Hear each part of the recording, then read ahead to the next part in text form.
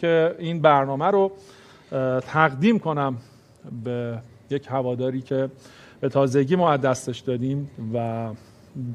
میتونم بگم که قلب همه ایران شکست و متاسفانه امید خیلیا توی این 10-15 روزی که دنبالش میگشتن این هوادار رو دوست داشتن این دختر معصوم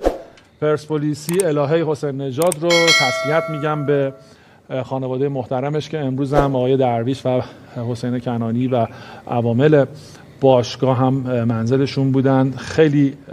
مصیبت بدی بود. امیدوارم که دیگه شاهد همچین اتفاقاتی نباشیم و